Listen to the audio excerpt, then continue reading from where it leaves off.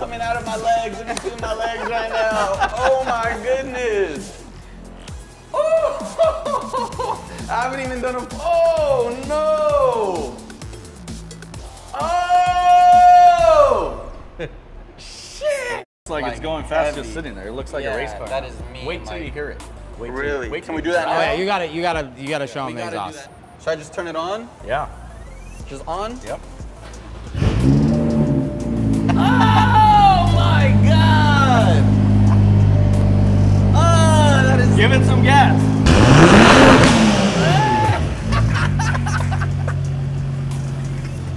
You have a remote for your exhaust. Who has a remote That links for their up to your exhaust? phone. Oh You can my control it from your phone. God.